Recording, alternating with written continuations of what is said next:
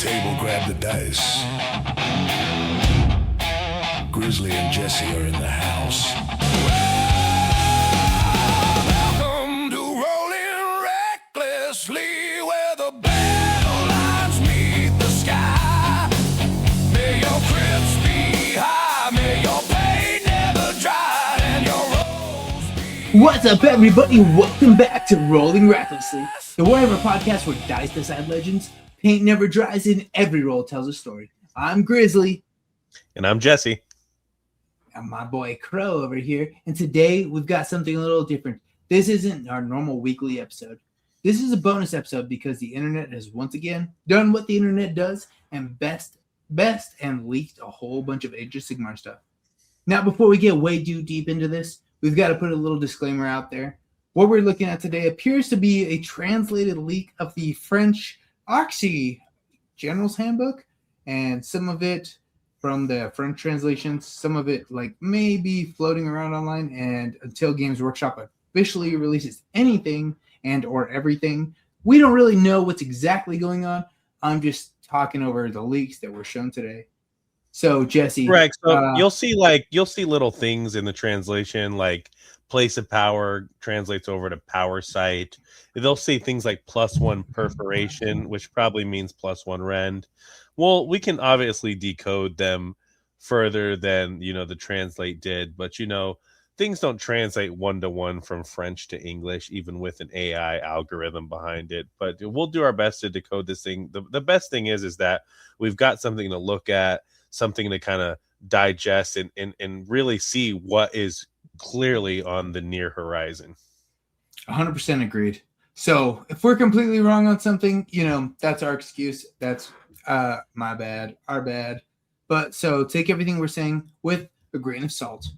But looking through the battle plans, the battle tactics, the different objective layouts, the different objective markers, I really like the objective markers. And then the realm mechanics, a lot looks to be pretty legitimate. And honestly, it's super exciting.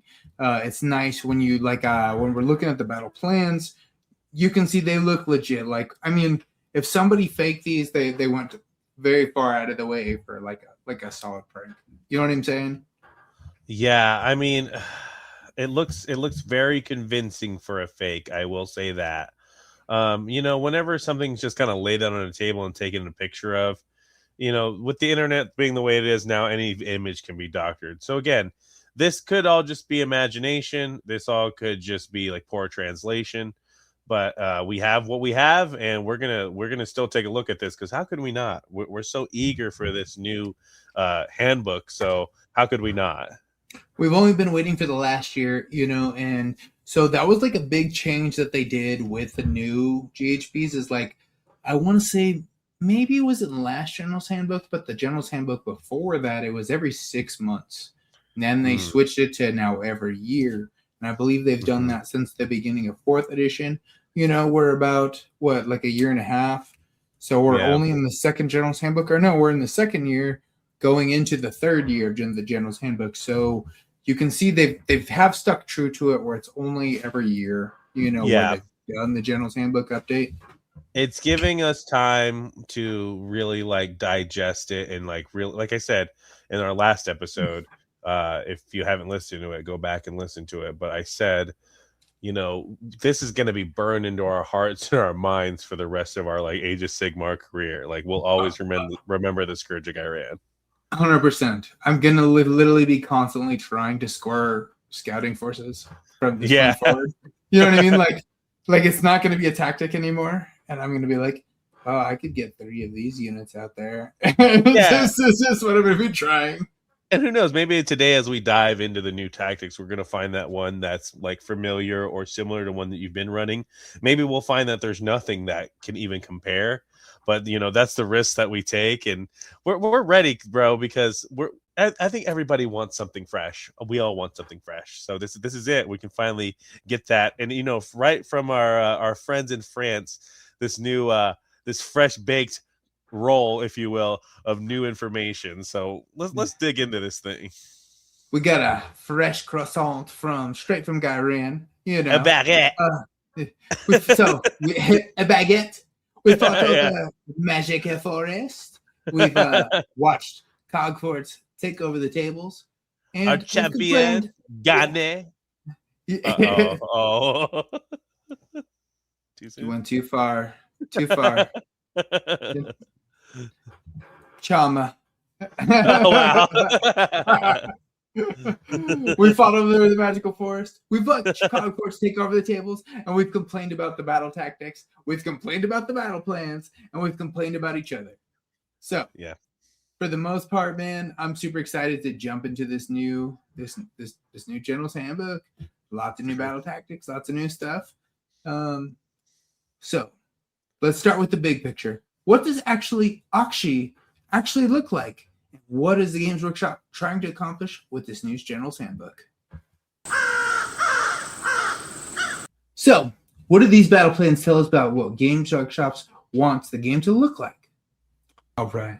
So we got a couple different battle plans that they've leaked so far. I don't want to say it's like the entire General's Handbook, but they've given us quite a bit that's going. No, I think this is the entirety of the General's Handbook here, Grizzly. I don't know. Is this the entire thing? Yeah, I don't know who leaked this file, but we are going to look here at every battle plan and every battle tactic. So I need our listeners to dig in and open up your eyes, open up your ears, and check it out, because old Scarecrow here is going to take over and take you through the new battle plan. So let's start here with the first one. Battle Plan 1, Table 1. For what's going to be the 2026 to 2027 season. Now, the battle plan translates to In the Flames. We don't know what it will actually be, but from the French translation, it's In the Flames. Here is the twist. Both players Isn't this the one that they leaked, actually? This is the one. If you listen to our last episode, where we kind of gave you the intro to the first leak, we covered this battle plan and how it has a weird kind of Tetris block looking deployment. You can see here in the photograph, looks like you're gonna have to deploy along those three squares on the far edges. Get used to the weird deployment for the rest of the season if you've taken a look at any of the leaks. Yeah. So you've got this 33 inches across the short battle edge that I feel like where the deployment's going to take place on this battle plan. And look at the ample large cover, bro. We got a large place of power. We got a large cover, another large cover, and then on the same thing on the other side. So 6 large terrain pieces. And, I know certain armies have abilities, like yours that function off of terrain, features. So I'm looking at this map and what it means for Sylvaneth. It means that you're going to be able to spread out pretty reliable with the creeping corruption. Just, how you go from one to the next, to the next, to the next. 100% agreed. That was one thing I think me and you talked about a little bit. I was like, that's 6 large terrain pieces. But the big weird thing is I don't know how obscuring it's going to be for this General's Handbook. I don't know what they've released and what they've leaked for that. But if you look, the obscuring is the 2 small terrain pieces. And I wonder if obscuring is going to be affected in any way by this new General's Handbook. Well, we know that a place of power in itself is obscuring, and that the terrain that is the large terrain is obscuring when you're behind it and break line of sight. But I don't see the obscuring rules changing much, but I can see them going to really be coming into play. The new rats, what are they called? Well, do you see how on the large terrain pieces, it's the castle walls? Yes. Those are going to provide cover. They're not going to be obscuring. So you'll be able to shoot. You'll just be -1 to shooting. Oh, okay. So those wouldn't. I thought large terrain gave you obscuring. No. So look at you'll see on the 2 smaller pieces in the middle. It's like the foresty looking types. Look in the top left hand corner. It says obscuring, right? Yeah. And that tells you which pieces are obscuring. The other ones are just terrains and/or obstacles. So those are the ones you can make passable or unpassable. And they provide cover, which cover is if you're behind it, you get the -1. You got to be wholly behind it. You get the -1 to hit, I believe. Yeah, but if you go to the core rules and if you look at large terrain, it has obscuring. So if you can break the enemy's line of sight or have all of your models within 1 inch of it, you can be obscured. I don't think that affects with these. We'll have to look that up, but let's move past that. Yeah. But yeah, but again, the new the rats, I believe they're called the gutter runners, or the night Yeah, runners. the They're new the ninjas, yeah. they're able to leapfrog over terrain, so they're going to have ample opportunities here to hit several points of the map by just leaping over a large terrain, which is insane. You can imagine them being like on the back line there and then hopping right to the mid board over those large terrain features. It's almost like I a know free teleport. for sure. I know that in my Khorne army, the Realmgore Ritualist can make an or one of these terrain features give you +1 rend if you're wholly within certain inches of it. So this much terrain on the board, I know some people don't like, they prefer that AOS has like less terrain, but I like a healthy amount here. I think this is good for the battle plans for it, especially like if you see everything is focused towards this center, twin-tailed comet objective. That's going to be like a big kill box the whole game. So it's nice that you have these, auxiliary terrains and features that can kind of break the pace rather than having both your armies just kind of funnel right into each other. 100% agreed. I like the terrain. It just adds a little bit more to the game. You know what I mean? Especially What when you said shooting is about such a dominant factor. what you said about obscuring, though, remember that some of the battle plans in the Scourge of Ghyran, they had like the obscuring, like what we called the land mat terrains, the forest mat terrains. Yes. They had them the same size as the objectives in these large terrains. So I'm sure that's still going to come into play too. Forests was an aspect of the game that you and I ignored largely when we first started this, and it wasn't until we started playing in the competitive level where we found out more about like playing with and within and without the obscuring forest terrain. So and with your army, with the Sylvaneth having the creeping corruption, it's just so important. So this is a crazy looking battle plan right here. Yeah, 100% agreed. Like you said, Blake even said the game is goated because we're a melee gameplay. There's when you have so much obscuring, it really turns off shooting at this point. And what I do like about this is like obviously, the places of power, which are the top right corners, bottom left corner, those are going to be obscuring. Those are big obscuring pieces. They won't necessarily be passable. The little forest in the middle, they'll also be obscuring, and that provides a lot. So like the middle, you'll be able to hide out for your shooting units, or like units you don't want shot. For sure. And look how they put that center objective far away from the places of power. So there's no way to get any kind of obscuring on it. So it's just going to become a big kill box, I imagine, between those two large terrain features and those two land mats. Just this big kill box. So that's what Scourge of Ghyran. That was like a Scourge of Ghyran thing, is where they were like, oh, you can turn these objectives obscuring. Who knows if that's an Aqshy thing? What if that's not Aqshy? You know what I mean? Like, what if that's not part of like the new rules? That was 100% part of the rule set for Aqshy. True. Yeah, activating the place of power and getting these list of abilities like right at the start of the battle round. It was a nice little game mechanic, bro, and I liked it. Agreed. So let's take a look at some of these other battle plans. What other ones that we got? That was that first one that we leaked. So let's move on here. So again, I don't think some of this translation is going to be accurate for what we're going to get here in the American version, but this one is translating over to bloody ribs, which is hilarious. I'm just gonna call it all the French translations. Yeah, I'm like, you guys want to play a Battle Plan 2 bloody ribs? But look at this. So it looks like, let's take a look at the map first. So again, interesting layout here. We've got, your classic. Lots more obscuring here. We got your classic my half, your half, but there's this long strip of 15, inches, like from the border edge, and 11, and the 22 inches up halfway on the west hand. Yeah, basically the whole west hand like hemisphere. Yeah, basically this whole sidebar of the board is no man's land. And I know that a lot of armies have abilities, like OBR has abilities that tie into like being in neutral territory. I know that some tactics probably tie into being in a neutral territory. So I'm assuming that's why we're having this neutral territory like this. And again, we can't just be deploying my square versus your square versus my square. If we wanted to do that, we would play chess or checkers. So I'm interested in this. This is cool, and we just talked about the big map, like forest terrain. Here it is, right here, 3 of them, big forests. For you to hide your infantry in, for you to have a little archer unit hiding in before they can get in position. These are great things for the game, and I think the obscuring rules are going to be similar, if not the same. And this really showcases that it's going to be a big part of your strategy and a big part of your game plan if you're going to be successful in this new General's Handbook.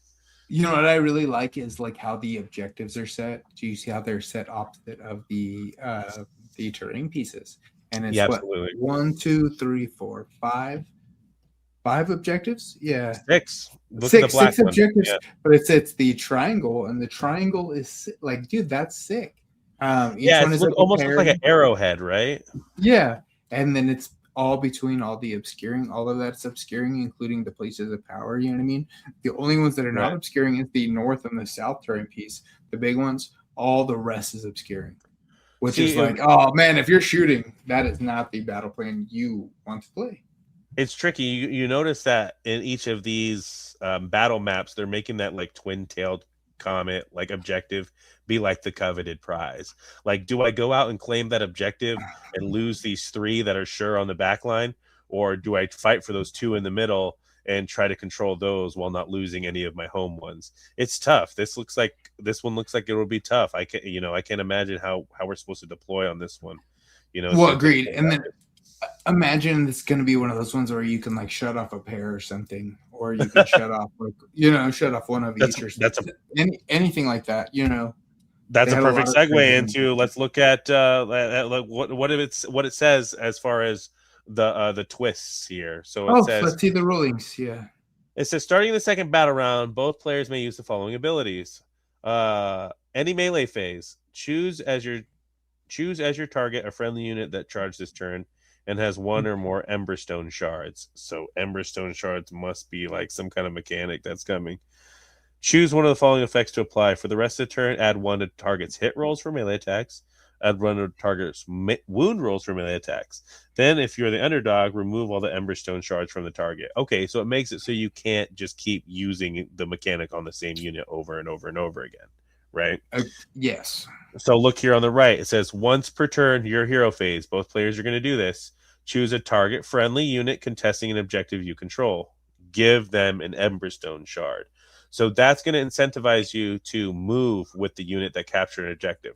Remember, like before, you would send like, your what we would call an objective monkey over to a perimeter objective, and they would secure an objective. Now in your hero phase, you'll give them an Emberstone shard, and that Emberstone shard, should you be an underdog or however this mechanic works, you'll be able to give them +1 to hit, +1 to wound. So that's pretty amazing, bro. Imagine you go. It looks like +1 to hit or +1 to wound. Or +1 to hit, or yeah. Well, it says one of them. Choose one. It says choose one. Turn and one has 1 or more Emberstone. Oh, okay. So you can choose one of the following. Yep. Okay, makes sense. So you can get +1 to hit or +1 to wound, bro. So that'd be nice. You go in with your brutes, you kill all the like little screen units on the objective. They get an Emberstone shard. They move on. They have +1 to wound. That's not a bad feeling. Look at the scoring. Each player scores victory points at the end of each player's turn as follows: score 3 victory points if you control 1. Score 3 victory points if you control 2. In the first battle round, score 4 victory points if you control more objectives than an opponent. From the second battle round onward, score 4 victory points if you control an objective your opponent controlled at the start of the turn. So that's crazy. I like this. Yes. They're getting things moving on the board. It's no more like sitting and holding on this spot. Like they're like, get moving. Take one that isn't yours, Too often in Sigmar, you could like very early game, especially if you got the double turn, like take these 4 objectives and then just keep the other person off. This gives 100% agreed. 100% agreed. This gives you some interesting ways to score if you need to like get your army moving. I'm thinking Gits are going to appreciate this. Cavalry heavy armies will appreciate this. So yeah, this is good, bro. I like this one. So you got it here. Bloody ribs, brother. The old ribs. Let's move on to the next battle plan. The battle plan. Let's go ahead and take a look at that. So the next one is called the Caverns of Massacre, and let's take a look at this map here. So we got our no man's land on your back line now, up the first 11 inches across the whole long side of the battle map. And then you've got your, friendly versus enemy territory in these boxes on the east and west side of the maps. So this is similar, but still looks like they're getting no man's land to be a part of the game. They want it to be present. They want it to be a factor. So I want you to consider this. When you deploy, you have to deploy 100% in your terrain. Yes. 9 inches away from your opponent's terrain. So basically, you're going to be deploying in this battle plan 100% on the left side and 100% on the right side, basically. So sure. each one of those squares is what, 15% or 15 inches wide, 16 inches wide, or 60 inches wide total for the whole map, right? Each quarter is 15 inches. So you'll be able to deploy 22 inches on the short edge, and then you'll go to come 11 inches out. It's 11 inches up. And then you'll be able to come out. It's like but it's 9 from enemy. Yeah, it's 9 from enemy. You'll be deploying like 9 inches from the middle. 13 inches from the short edge. Yeah, that's interesting, bro. So it's not 30. No, it's not 13 inches from the short edge. It's 9 inches from the middle. Oh, that's right. That's right. Going away from your enemy's territory. So this deployment, so far, this is the second battle plan where it's like, your deployment is 9 inches from the middle to the left and to the right, as opposed to from the top and the bottom. And look at all the twins. Very crazy. Let's see how the objective bars look. Pairs. What is it? 5 objectives. 1, 2, 3, 4. Lots of big territory. Lots of terrain. Looks like so we got red one and in the very middle. Are our pair objectives now? Yes, sir. And then we got a blue and I'm assuming another purple type. I don't remember what it was. Objective, remember? The other one's black. Oh, it is a black objective. You're correct. You're 100% correct. So it's black and then blue, which I like the new objective markers. I think they look nice. I think they're great, yeah. Especially for Aqshy. I like anytime they can incorporate like lore nonsense into this game. I love it. So Blake's going to love this map because it's pretty obvious and simple where the objective markers go, right? Yeah. Well, it's going to be middle. 11 inches from the top, 11 inches from the bottom, and then 15 inches by 11 inches on each side. Yeah. Yep. Pretty simple. Super simple. Yep. And then you set up the forest maps, a couple big terrains, some place of power, and you're off to the races, bro. But yeah, again, look. What's cool is when you deploy, you're only going to be able to deploy on this map on one objective each. Yeah, exactly. You're only be able to control one. Again, it seems like they're incentivizing movement. They're incentivizing like this kill box thing with the comet objective. The comet objective is always going to be on a kill box spot. Yeah, the whole game seems at this point they're trying to kill. Yeah, you're trying to die, kill people. Yeah, they definitely want to quicken the pace and force armies to clash, which I'm okay with. That's what we all want to do. That's what we all came to see. So yeah, I don't have any problems with this map. Do you? No. I think this is a lot of fun, especially how the middle is like obscuring. See how they have the woods, which is like, so you won't be able to, like, if you're going to be in the middle, you just can't be shot to death, which, nice. Yeah, because that's always I prefer that. That's always like the risk when because we all know the whole screen hammer, and then you got your anvils, right? But in this situation where the trees are so close to that coveted objective, it lets you advance with your melee forces without just worrying, like, am I going to even to swing with half of these guys? So I like this a lot. I like this. I like it a lot. Let's look at the rules. Let's look at the scoring, yeah. So it says, the twist is, if you are the underdog, you may use the moving passages ability. Both players may use the negotiating tunnels ability. So let's look at once per turn, your movement phase, negotiate tunnels. This is what we both can use. A target-friendly unit entirely within 6 inches of a terrain feature that has a hidden passage token. Remove that target from the battlefield. replace it entirely 6 inches away from any other terrain feature that has a hidden passage token, and more than 9 inches away from all enemy units. Once per battle round, start of the battle round, you announce 2 target features other than faction terrain. So you can pick 2 terrain, but they can't be faction terrain. Remove all hidden passage tokens from the battlefield, if any, and then give each a hidden passage token. So each battle round, we're gonna pick 2 terrain. We're gonna pick 2 terrain features, and they're gonna have hidden passages. But in the next battle round, those hidden passages will be wiped, and new ones will be created. That I'm not. This reminds me a lot of Pass of the Fae for this season for Scourge of Ghyran, and it's just. I mean, I guess they're adding a whole new dynamic, and I fully understand that. I am not. Go down to the map again. Scroll down to the map. All right, hold on, Mr. Skeptical. Let me just look at you this for a second. So you score 3 if you control 1, score 3 if you control 2, and 4 if you control 1 or more pairs. So you don't have to control more than the opponent, just one of these gold or red pairs. And how the passageway thing will work is like, look here on the defender's side, you can pick those trees or that big one or that big terrain, and then you can put hidden passageways on them. Yeah, you're gonna do this. You're gonna do the same thing, but we can use each other's, like, to teleport between one another's terrain. It just seems like nonsense. It does seem like nonsense, bro. It seems like a way to cheat like orcs and entire like armies that are supposed to be slow to the other side of the board. Yep. And you're gonna switch. You're like, yeah, I'm gonna put these orcs on this side of the board, and you're like, oh, nice, you did that. I'm gonna teleport over there.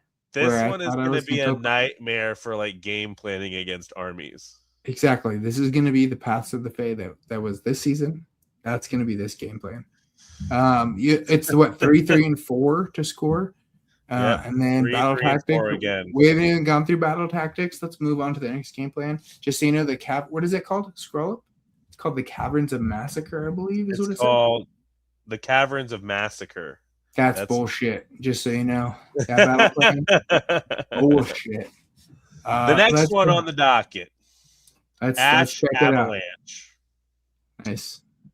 So we've got our, strip of no man's land, and this is, I think, this is Aqshy's thing. Is the weirdo fucking deployment. Yeah, this is part of it. The weirdo deployment centers. Yeah, Aqshy has left its mark, and its mark is a strip of no man's land. It's something that no one can control. 25% of the spot you should own, you don't. But so if we look at this battle plan here, we've got 1, 2, 3, 4, 5, 6 objectives again, but check out the way that they're offset. So we've got the matching pairs in the corner, and they seem close. And they seem close. I think it's 11 up and 11 down from each one, and then 15. And then sandwiched between them, we've got the black and blue objective. And then we've got our places of power, on the north and south edge. So those places of power can be activated on what? The comet objective, the black and blue, and a gold on each side. Yep. So and think there's all the middles obscuring. The place of power is also obscuring. Yeah, so it looks like you're going to be able to have your melee units on this central line of the battlefield, and they're going to have reasonable protection from ranged. Agreed.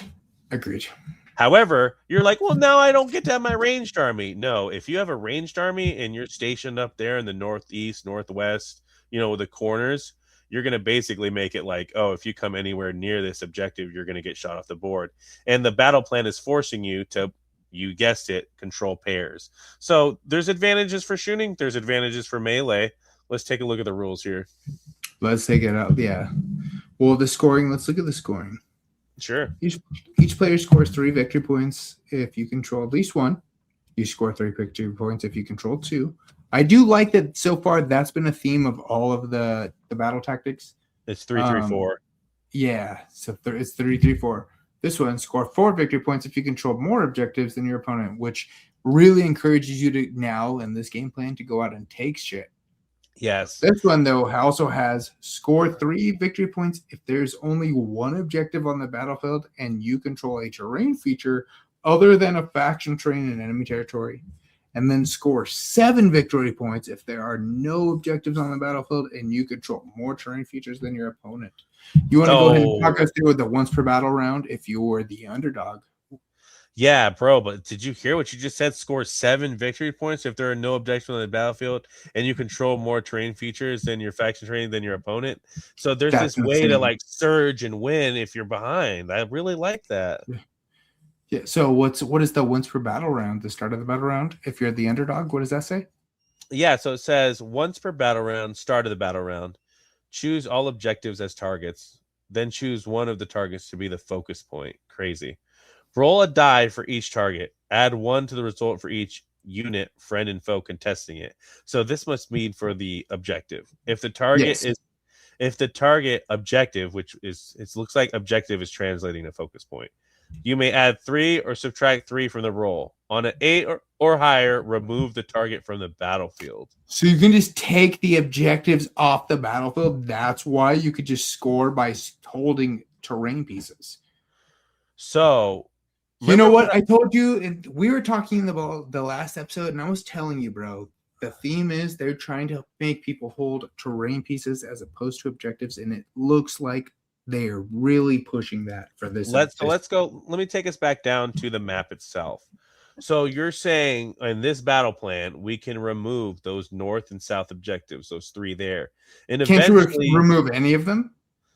Yeah, it said on a roll, and you add to the roll depending on the units on the objective. If you hit the roll, which it said was an 8 up, you just take the objective map off of the board. So is that the underdog once per battle, once per turn? Yep. So you'll be able to remove 4 objectives total, correct? Yeah. Well, it's underdog. Each underdog. Right, because if you're doing this every battle round, so it says once per battle round, start of the battle round. Choose all objectives as the targets, and then choose one of the targets to be the focus point. Yeah, so in 5 battle rounds, you could remove 1 and be down to having 1 objective on the board, and the rest be terrain features you have to control. So think about it, bro. Like on the first battle round, you're just like, okay, I'm going to roll for this, and I'm going to remove the red objective. I'm going to turn these objectives off. Yeah. Wow, that's a very interesting mechanic. That's nutty. Yeah. I don't even want to try to digest that. Let's move on. I don't like that one. I do. This translation might get us in trouble, but again, this is not me translating. This is the gosh darn French. This is a French translation. This is your AI French to English. The Curse of the Bitch. Translated directly by Cyril Gone. Right. Exactly. This battle plan was written after him. Let's take a look at the map. If you hated fucked up deployment, this one, Blake, this one's for you. Yeah, Blake, this is Blake's. This is gonna be his favorite battle plan right here. I can already see it. I'm gonna call this one the Diamondback. I like that. I think this one's gonna be a blast. This looks fun. We're here in Arizona, so we are the Diamondbacks. So that's what this is called, the Diamondback deployment. It looks like you get a comb as your deployment area. Look at again, more large terrain. No, more large terrain. The small one is the obscuring. Small ones are the obscuring forest.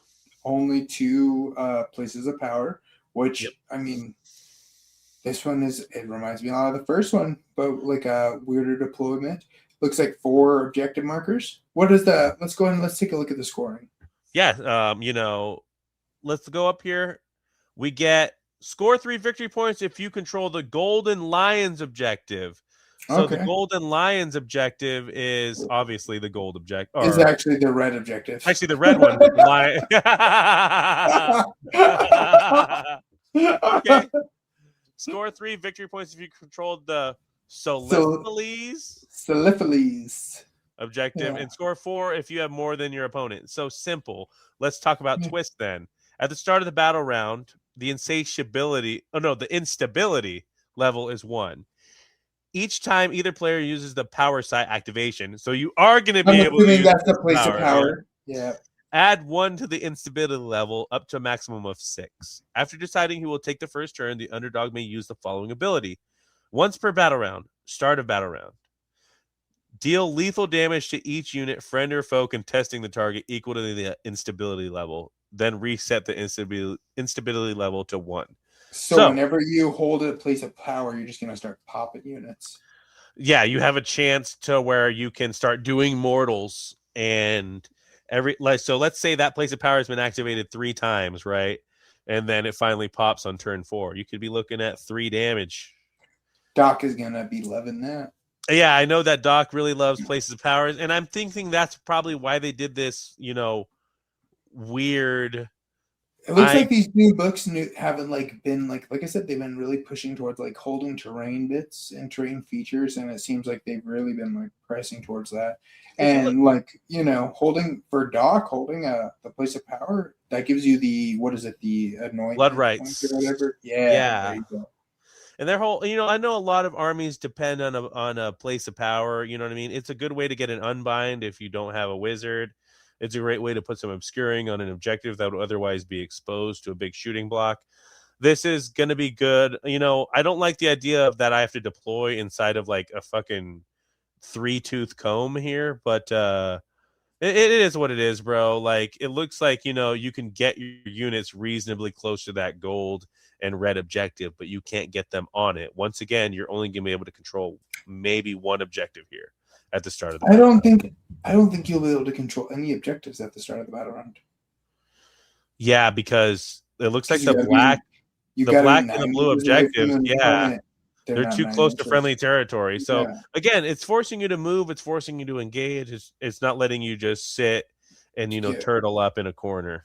And then they made those not obscuring, which is kind of cool. So it's -1 to hit. You'll be in cover if you're back there.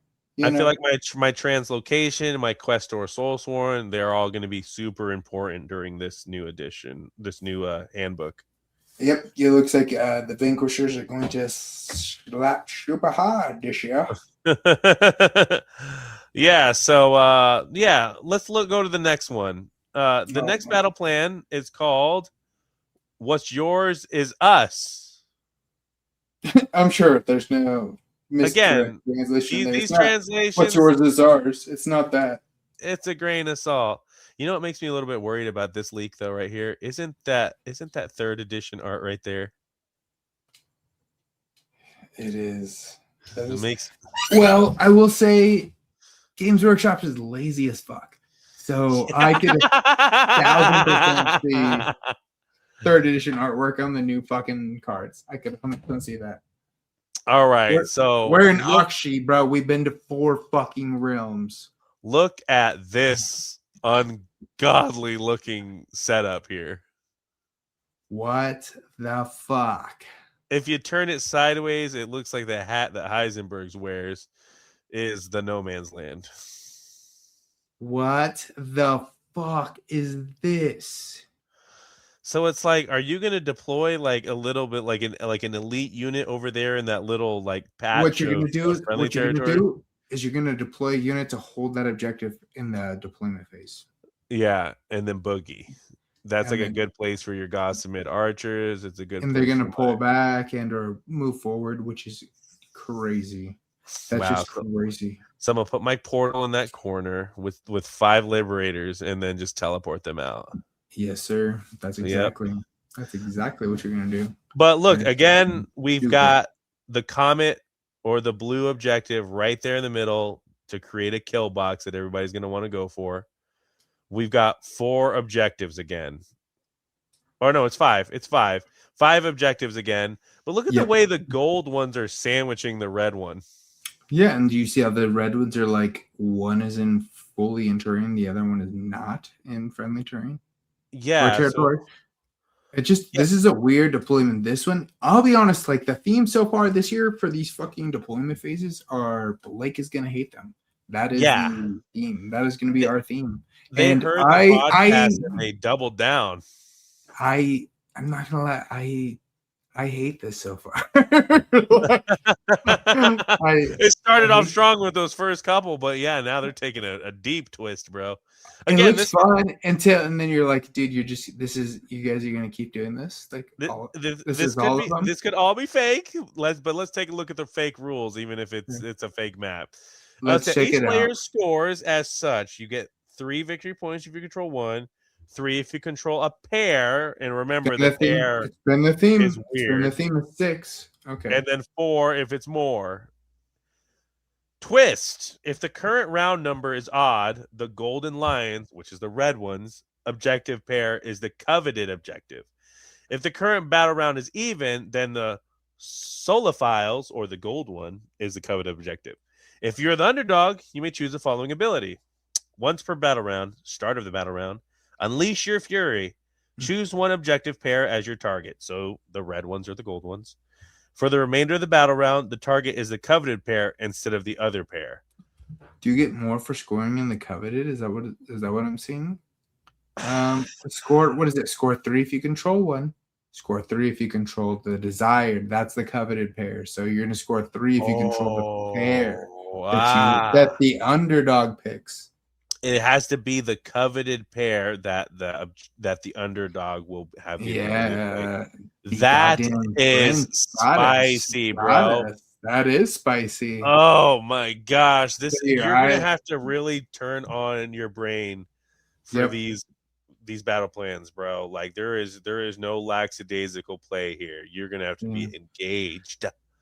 They were like, hey, if you want to like Sigmar, you're gonna really need to like Sigmar to play these battle plans. The way that the terrain is and the objectives markers, it looks like one of those like traffic lights that's trying to make you go right. Yeah. Looks like bullshit. That's what it looks like to me. Yeah, I can't say I'm a fan of this one either. I think I'm definitely gonna have to play it. Making a pair coveted. Oh my god, that's just. So you're just gonna pick, the coveted pair. So it's like, I'm gonna turn the yellows on. So you have to hold both the yellows, which is, that's crazy. You're gonna have to hold both the red. That's crazy. Or hold more for the 4. So if you can control 3, and the no matter what, get 4 plus 3, so you get 7 at the most. That's crazy. Unless you control a pair. I think the controlling the paired objective thing, where we're used to the symmetry of, how it was set up in Scourge of Ghyran. Yeah, exactly. There is no symmetry here, bro. It is clearly forcing you to like engage either on the red or on the other red. Like those red objectives are going to be hot zones. I'm excited to review our battle tactics. Let's go ahead and take a look at the next battle plan. You got it. So the next one is called Deformed Ruins. And here we're looking at finally a rectangle versus rectangle deployment. 6 objectives, Dragon Ball style. 6-star Dragon Ball style. Is that what I'm looking at? Yeah, they're corralled. Yeah, for sure. 6 large objectives or terrain pieces. Yep. This one looks fun, in my opinion. Yeah, you got your big place of power and your little place of power that are flanking that blue objective, which again seems to be like the choke point objective. You see how like the line of objectives is kind of like crunching into it on both ends. So the black and blue are the engage objectives, and the red and gold are the these are our home ones. These are the ones. And on the right side is all obscuring. On the left side is only the middle terrain pieces are obscuring, which I think. I think this one looks the most fun. Let's go ahead and take a look at our scoring. What does the scoring look like? So scoring, we've got. Whoa! All right. Each player scores victory points at the end of their turn as follows: 3 if you control 1, 3 if you control 1 or more pairs, and 4 if you control more than your opponent.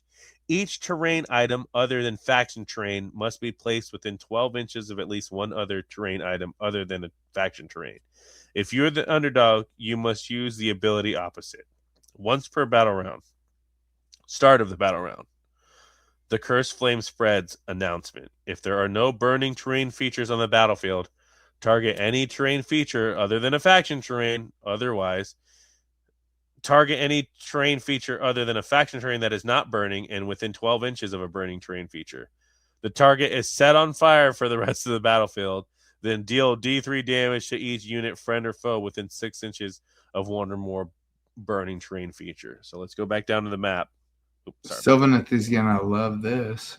So it looks like you can one of these half the board on fire.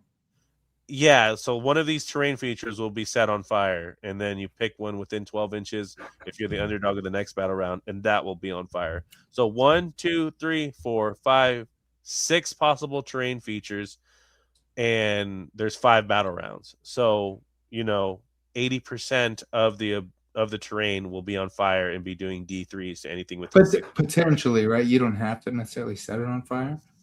I mean, it sounded like it was a have to, right? Go ahead. What does it say? The target Once is per set. battle round. Fuck. Yeah. Yeah. That is not Very burning.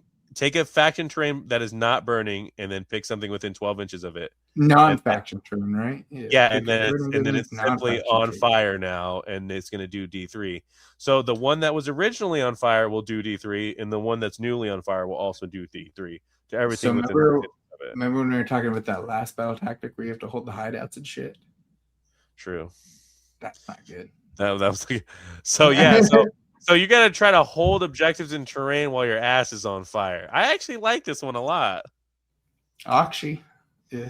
All right, cool. That fits the fire theme, and it's a fire battle plan. Well done. Let's look at. Oh, here we go. Just when we Here were we praising go. them, Here's they give another us one. this yin yang style one. The one that Blake is gonna love. This one. So you got a yin yang style territory set up here with a nice coke line of objectives and large terrain going right down the like long edge to long edge corners. I like And, this one actually. I think this one looks. And then within your territory, you get a single red objective or golden lion objective and a large, forest terrain and a place of power. This one looks cool, bro. This is a very much come at me, bro. Oonga Agreed. boonga.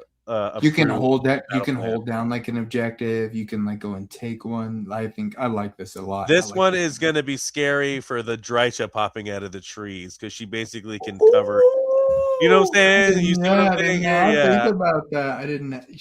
Drycha's gonna be able to pop any of those objectives. Yeah, this is going to be scary. But also, I'm looking at this, bro. This is a place where if you've got a nice shooting brick, you can put them near that place of power, bro, and just unload on the neighboring objectives and terrain featured areas. But yeah.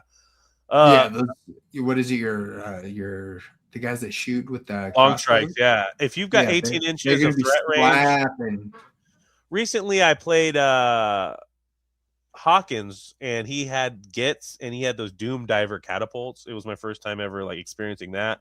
And obscuring terrain and rules that the Daughters of Cain had allowed me to avoid those shots. But 24-inch threat range, 18-inch threat range, they're gonna love this battle plan, bro. Let's take a look at the scoring here.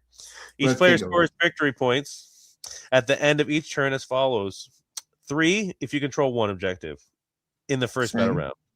3 if you control at least 2 objectives from the second battle round onward. Nice. So you got to have 3 in the first, 2 in the second. Score 3 if you use the return to base camp ability that turn. Score 4 if you control more than your opponent. So let's find out what that return to base camp is. Search the rubble. End of your turn.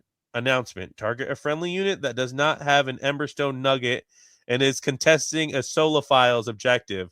So that's the gold one. The sunny looking ones, yeah. Yeah. Give the target an Emberstone nugget. If you are the underdog, the target may move immediately 6 inches, but cannot end that move in melee. The target cannot use the return to base camp or break-in abilities for the rest of the turn. So at the end of the turn, you get you find the Emberstone. So then, once per turn, end of your turn, you can return to base camp. Target a friendly unit that has an Emberstone nugget, has not been placed this turn, and is contesting a Golden Lion's objectives. Remove the Emberstone nugget from the target. So you need to go to the gold objective, get a nugget, take it back to the red objective, and extract said nugget to score your secondary points. That's pretty sick. So this is going to be great for your Gossamids, bro. You move in, you end your turn there. Shoot them, move on their out, turn, counter shoot, move towards that objective. On your turn, finish the movement, extract. This is going to be a big benefit for those people who have chariots, those people who are rats who can move in the opponent's turn, those people who can teleport on a 4-up. I don't know any people like this, but these things are going to definitely help. Definitely. Let's look at the next one here. It's called Flee the Coast.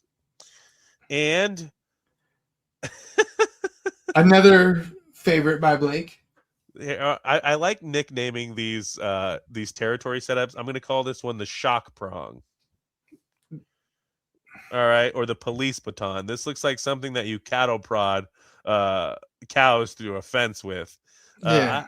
Why does it look like a crab claw? It looks like it's banging Crip here. It's like It it's looks a like C. one in the pink and one in the blue. Oh, I like that. One in attackers' territory, one in defenders. Yeah. You're being such a solophile. For real. All right. I should be a golden lion, but you I'm should being be a golden lion, but solophile. you're being a solophile. Yeah. So we've got 6 objectives. So using all of the new objective mats that will be in the GHB. You got your Paragold, Para-Red, and your blue and black. We've got the blue one seemingly always surrounded by this obscuring terrain. Like they want you to be able to get your melee to that objective, it would seem. Yep. It looks like the terrain is just, it's been placed so strangely among all the battle plans, in my opinion. For sure. Yeah, it looks like they were just like throwing pebbles on a table, seeing where they land. But this one setup is going to be a biatch. This is where you really want to be attacker, right? No. I guess before we you'll judge be it able to pick the harshly, blue. we've noticed that a lot of the rules for Underdog have been tying into why the battle plan is weird. So let's look at the rules. All right. Let's go. Yeah, let's look at the scoring. Wow, simple. Score 3 if you control at least 1. Score 3 if you control 2. Score 4 more than your opponent. So we finally got our bountiful equinox here. It's called Flee the Coast. Your nice simple battle plan. Here's the rules. If you're the underdog, you may use the following ability. Choose as your target the Helfian objective, the black one, or the Solophile objective, a gold one. Gold one. And remove it from the battlefield, my guy. So wait, when does it come back? It doesn't. It just says remove the target. So from you the just battlefield. yeet somebody into space. Is that what You I'm yeet hearing? the objective into space. So remember, the scoring is simple. Score 1, or I'm sorry, score 3, score 3, score 4. But you need 2, and you need more than your opponent. But pretty soon, this could be a 3 objective. After 3 battle rounds, this could be 3 objective map. You know, I thought there was a lot of objectives in all of these battle plans. And now it makes sense because half of them you can just yeet them into space. That's so crazy. that no man's land, because obviously with that no man's land there, it makes it so you can deploy right on the Halfian or the freaking gold. I'm sorry, the Solophile. You can deploy right on the Solophile objective here, but you can't deploy on the Halfian one. So that's going to be the one that we both want to control, because you want to be able to decide whether or not it comes off the board or not. If you're defending these objectives, you don't want them to come off the board.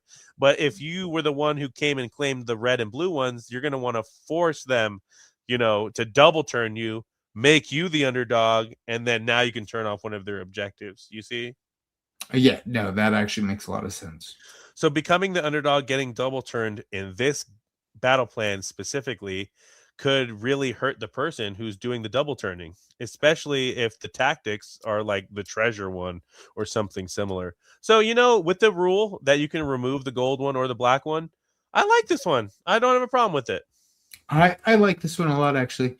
It looks like the battle plans, like I said, they're crazy different like battle plans, but this one looks like a lot of fun.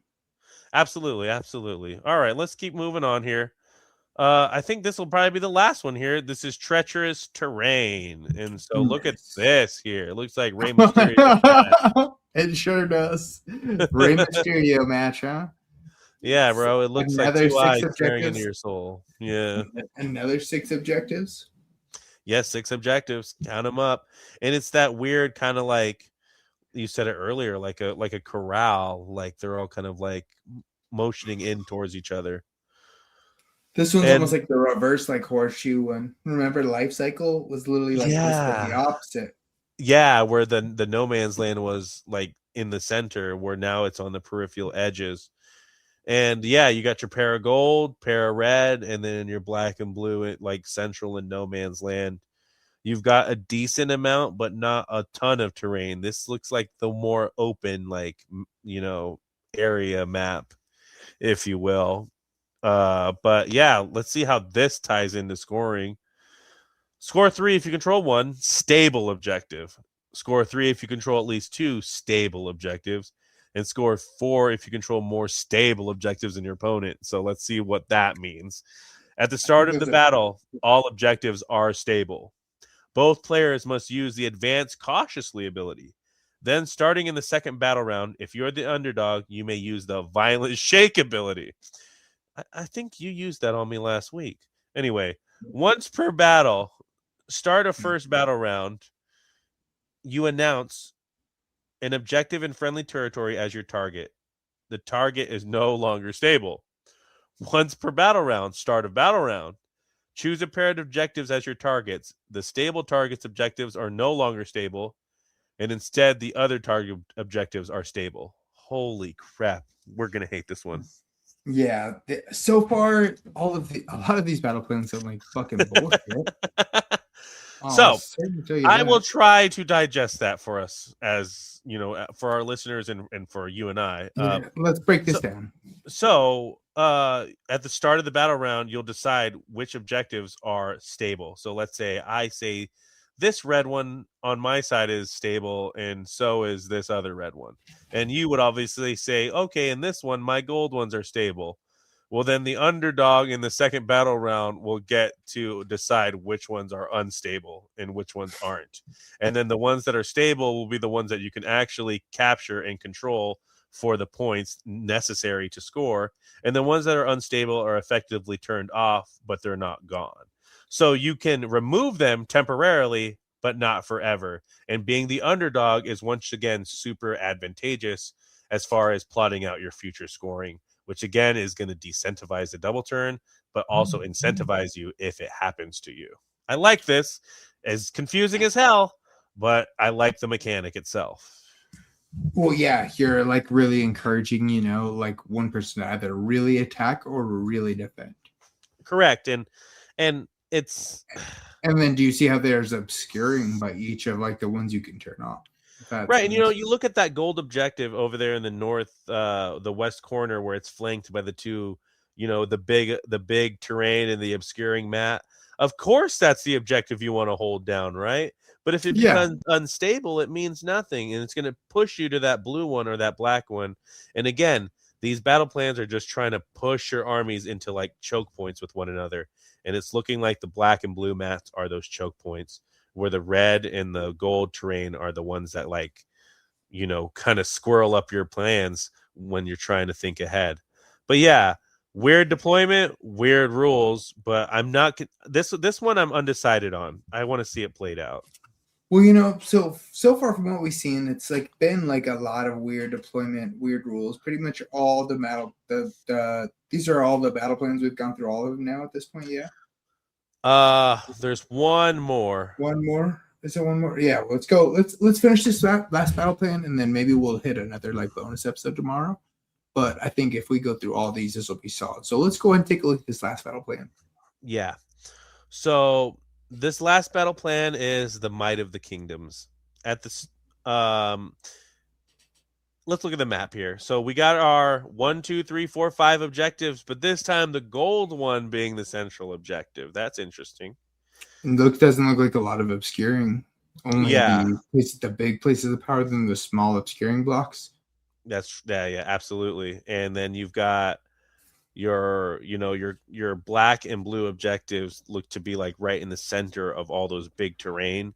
So again, creating this kill box of it's a way for your units to safely, if they're melee and lack shooting, get onto that objective without incurring a bunch of casualties just trying to go in and get close. As we've like looked at all these battle plans, like so the last season, the Scourge of Ghyran seemed like they were really like discouraging shooting. You know what I mean? Like it was just, there was a lot of obscuring. There was a lot of like protection for people against shooting. And in this one, it's like, there's a lot of cover. I agree. There's a lot of cover. So you'll get a lot of your -1s. I think maybe, units that shoot on like 4s and 2s are not going to do great. But units that are shooting on 3s and 3s or 3s and 2s are not going to do too bad. Yeah, not too bad. And with a force multiplier, it's really easy to get like shooting. An all-out attack is less dangerous in the shooting phase than it is in melee.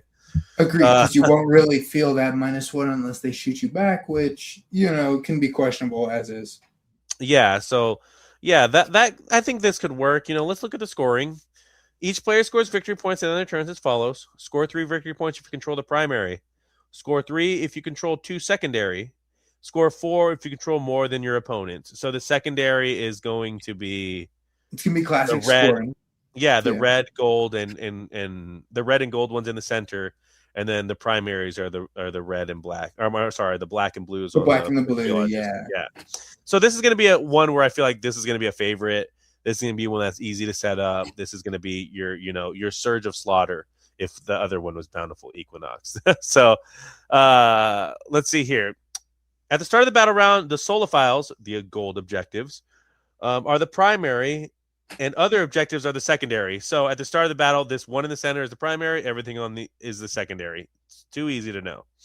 Once per battle round, at the start of the battle round, if you're the underdog, you can make this announcement. Choose a place of power you control as your target.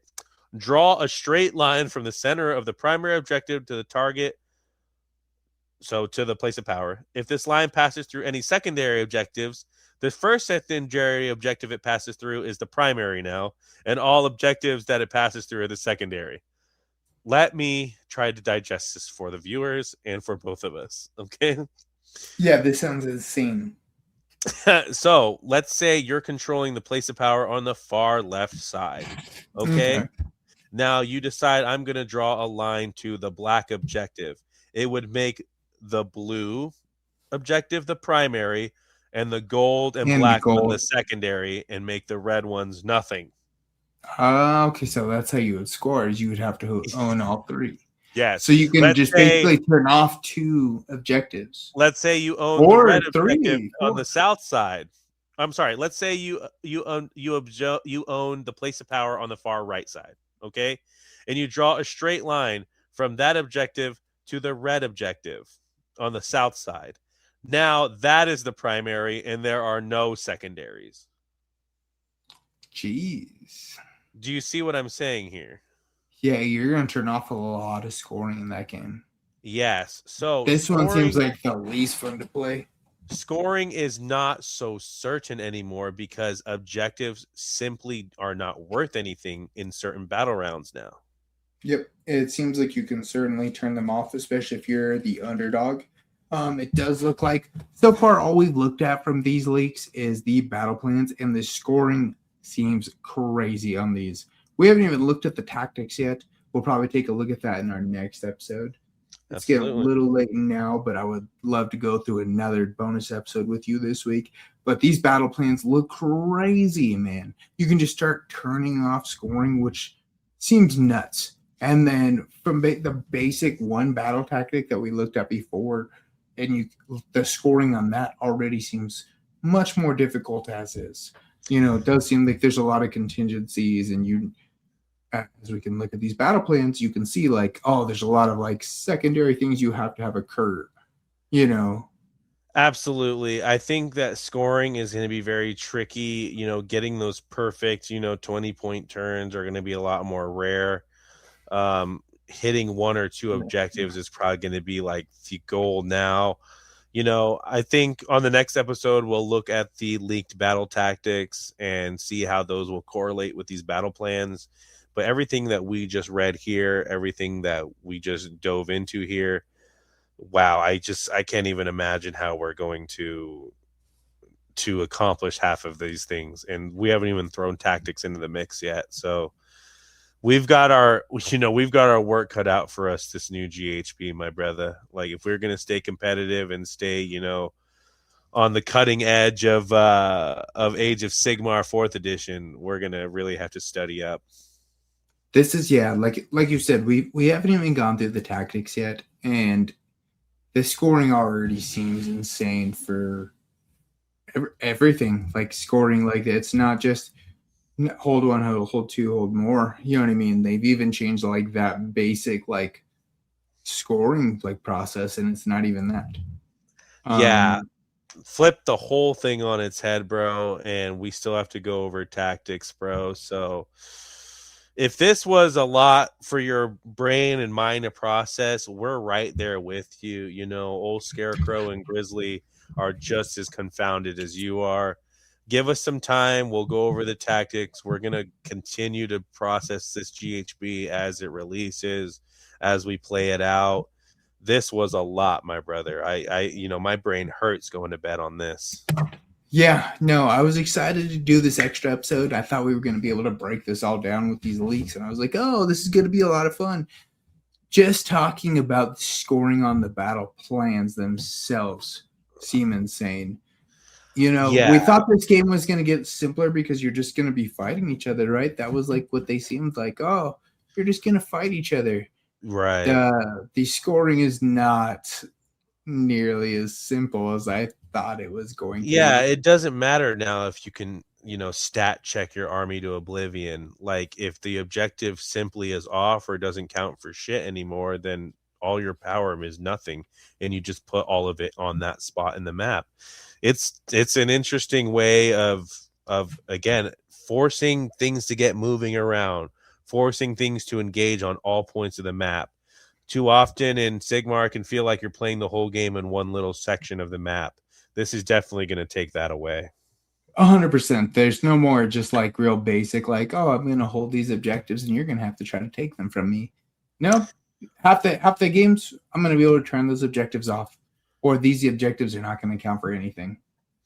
Yeah. To keep tuned in to Rolling Recklessly. We want to hear what you have to say about these leaks, what you think of these new maps, the way that you score on these maps. Get in our Discord. It's at Rolling Recklessly. You can get on our YouTube, which is Rolling_Recklessly_podcast. Get in there. Let us know. Leave some comments. Let us know if this is the way, if you're going to miss Soggy, or if this is absolute trash and bring Soggy back. Yeah, I love that. I love that. Exactly. Go ahead. Feel free to check us out. Tell us your opinions, man, because so far these battle plans sound crazy to me. Crazy, bro. I got a headache, bro. I need to go lie down. Yeah. I thought we were going to like bust this episode down. This is going to be cool. We're going to be able to go through all this. And then just like, I remember, so we were looking, we're obviously in the Discord. We got these from our boys in the Discord. Absolutely. Shout out to boy Brad. Yeah, for sure. It's funny that when the leaks drop, like they hit the Discord, like I don't need, to go searching for these leaks. Like everybody is on this. Like this is probably old news by the time you're seeing this. Yeah, they bring it to us, and it's exciting. And I remember even in like one of the comments right away was like, well, this looks confusing. And it's like, man, now that we've just looked at the battle plans, it's like, dude, we didn't even go through the tactics yet. And like, I remember the one tactic that we did tease sounds complicated. Nothing sounds easy. The scoring sounds easy. Or yeah, like, does not sound easy. We're gonna get into the tactics, all right. We have them all here, and they are available. We have the leaked ones, so none of this is official. All of everything we just went over could be bogus. I really doubt it. This looked all too convincing. It looked written too well for it to be bogus. But we're gonna keep you up to date as this thing unfolds, as it makes itself available to us. But yeah. We'll have to look at that on the next episode. So do what you got to do to get us out of this one, brother. Yeah. So let us know what you guys think, what your favorite battle plans are. What armies do you think are going to benefit the most from Aqshy? We'll be keeping a close eye on the official reveals. We'll have that next episode for you within the next few days where we go over the battle tactics. Just until then, guys, as always, man, thank you, Jesse, for jumping on, bro. I love breaking this down for you. This was a super fun episode. I love the new format, how we ran it, man. This was super solid. Do you got any shout-outs for us at the end?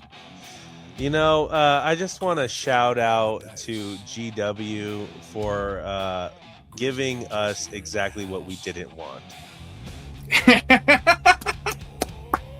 There you go. There's the clip. There's the clip. Let's go. Yeah. But yeah, Thanks, go Games ahead. Workshop. Thanks, Games Workshop. We appreciate it. But until then, may your crits be high, your paint never dry, and your rolls ever reckless. Hell yeah. To rolling recklessly where the